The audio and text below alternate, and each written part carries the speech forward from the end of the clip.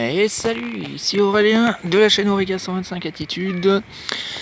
Je vous accueille aujourd'hui, c'est spécial puisque je vous reçois directement chez moi.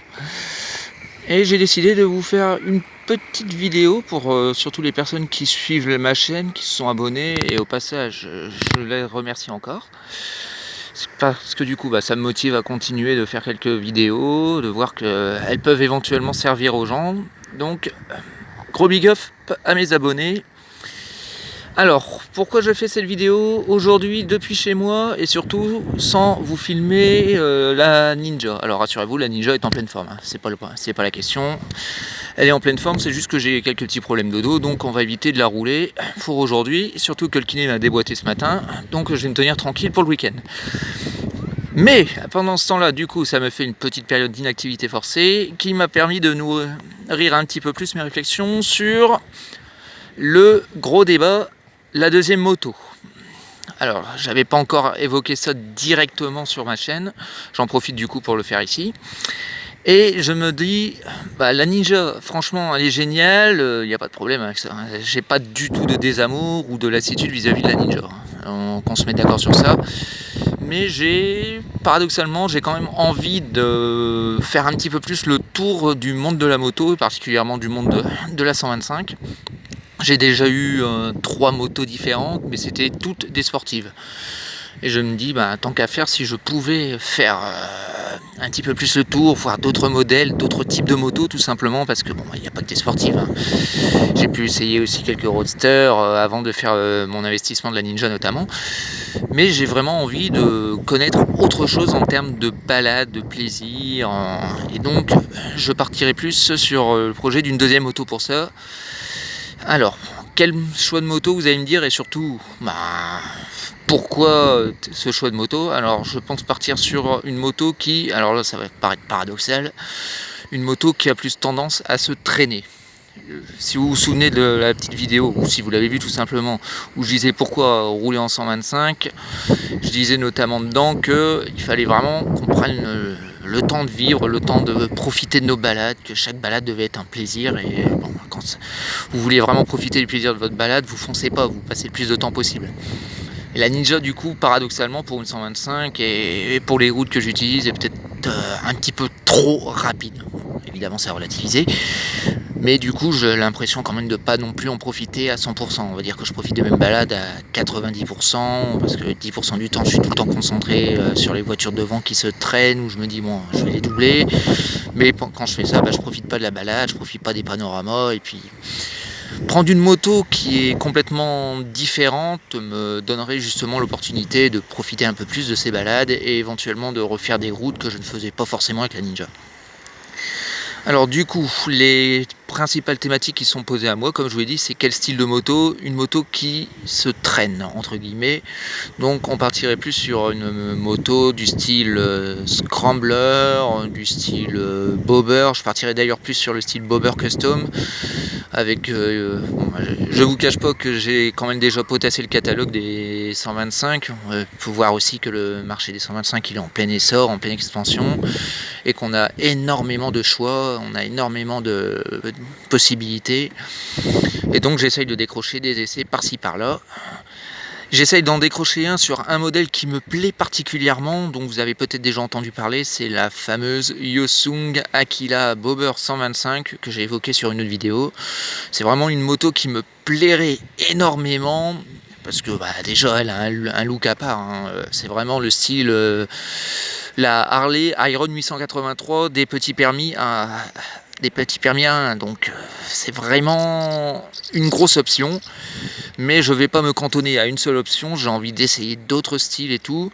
J'ai d'ailleurs un essai prévu dans pas longtemps pour une Brixton BX 125. Bon alors là par contre autant vous dire j'en attends vraiment pas grand chose, non pas que j'essaie de décriviser la marque, hein. Je ne la connais pas spécialement, il faut dire qu'elle est toute récente, mais elle est gérée par KSR notamment, qui garantit quand même un minimum de fiabilité, donc c'est engageant. Donc je vais faire le test pour voir déjà les sensations de conduite, si c'est vraiment des motos qui se traînent comme on pourrait le dire, comme pour des Mash, comme pour des Orcal, comme pour pour des bullites, c'est vraiment ce style-là. C'est des motos low cost aussi, donc ça me permettra aussi de vous faire un retour d'expérience sur qu'est-ce que je pense personnellement, moi, des motos low cost, si ça peut se défendre ou quoi. Et je pense que si c'est des motos qui correspondent à ce que je pense, l'essai sera pas spécialement concluant.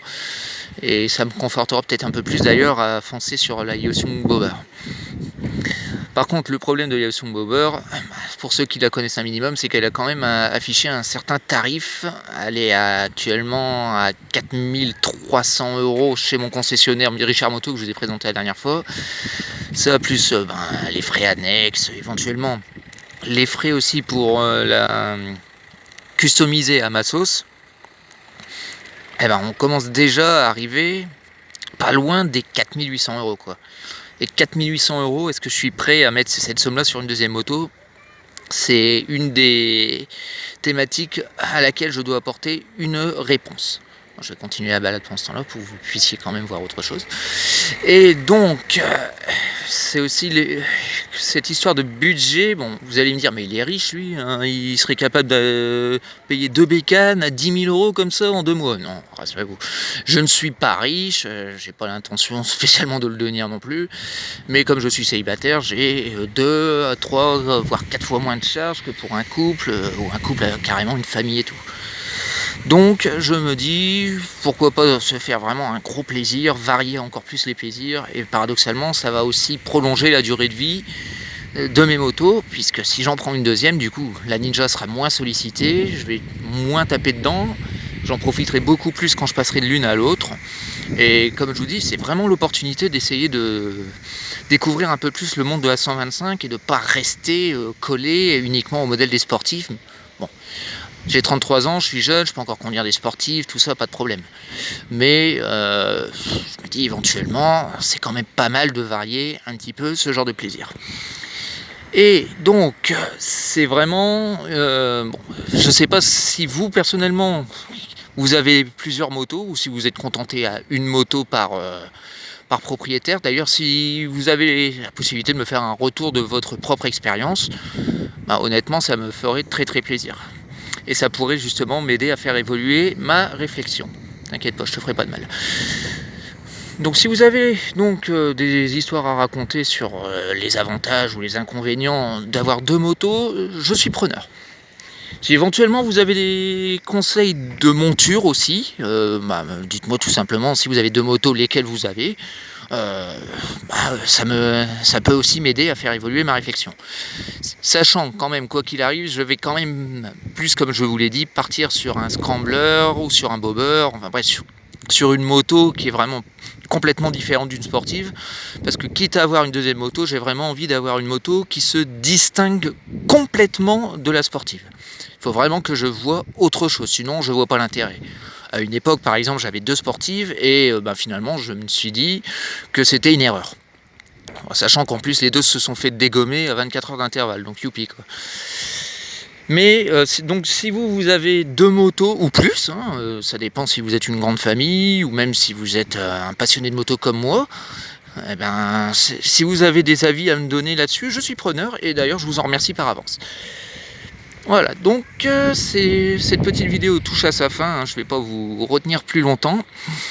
Je vous donne l'occasion quand même d'admirer un petit peu comment c'est chez moi, donc vous comprendrez quand vous voyez ce genre de panorama, sachant qu'ils sont étendus sur un sacré panel, là par exemple, au loin si vous voyez distinguer par exemple les falaises, tout au bout vous avez Erquy et en passant de gauche à droite, là, vous avez déjà de quoi vous taper de sacrés bons petits road trips. D'ailleurs, à ce sujet, vous allez sans doute recevoir dans... Je vais vous dire, on va dire une dizaine de jours, puisque on n'a pas que ça... J'ai pas que ça à faire malheureusement, de faire des vidéos et les mettre en ligne. Mais vous aurez sans doute l'opportunité d'avoir ni plus ni moins qu'un petit rassemblement moto que moi je vais filmer, que sans doute d'autres motards vont filmer, à Mur de Bretagne, qui sera donc le 28 juillet. Si vous souhaitez éventuellement participer à ce run, après tout, pourquoi pas, ce petit rasso, on est ouvert à tout le monde. Eh bien, rien de plus simple, vous allez sur le forum 125 attitudes, mais bon, pour ça il faut être connecté, identifié un minimum, et vous notifiez que vous êtes intéressé sur le topic concerné, qui concerne donc les sorties entre membres. Sinon, si c'est un peu trop court pour vous et que vous dites ah ouais, je ferais quand même bien un road trip dans le coin de la côte du Goëlo, du côté de Saint-Brieuc et tout, sachez qu'il y a un autre rassemblement qui se prépare, toujours avec la page Facebook, cette fois 125 attitudes, même si le forum on a repris ça aussi, et vous aurez donc un deuxième road trip aux alentours du 25 août, et celui-ci se tiendra plus du côté de Erquy, les Sables d'Orlépin, ce genre de choses quoi. Donc encore une fois, un endroit magnifique à découvrir. Bon, je ne sais pas si j'aurai l'opportunité de filmer ça en roulant, je pense pas, mais il y aura quand même quelques vidéos assez sympas. Voilà, bon bah les copains, je vous laisse là pour l'instant. Je vous remercie d'avoir regardé cette vidéo. Comme je vous l'ai dit, n'hésitez surtout pas à me raconter vos expériences si vous avez 2 ou plus motos. Si vous avez des conseils sur les choses à faire, sur les erreurs à éviter, eh bien je prends tout ce qui vient. N'hésitez pas donc à me partager un petit peu vos propres expériences sur le sujet. Ou même simplement si vous êtes resté sur une moto et que vous vous dites bah non j'en prends pas une deuxième parce que ceci, parce que cela, vous n'hésitez pas, vous me le dites aussi. Voilà, sur ce, je vous remercie encore d'avoir regardé cette vidéo. Je vous donne rendez-vous pour la prochaine, qui sera donc sans doute le fameux test de cette petite Brixton que j'ai évoqué il y a quelques minutes. Et j'aurai l'opportunité de vous faire un petit point sur ce que vaut une moto low cost, si ça se défend bien, et si ça a vraiment un avenir en termes de clientèle. Bon, pour l'instant, je pense que oui, parce que les petits budgets apprécient beaucoup le genre de moto. Après, niveau fiabilité, ça reste à voir, mais il y a des modèles meilleurs que d'autres, et c'est un petit peu pareil pour toutes les marques. Allez, à plus tard les copains, salut!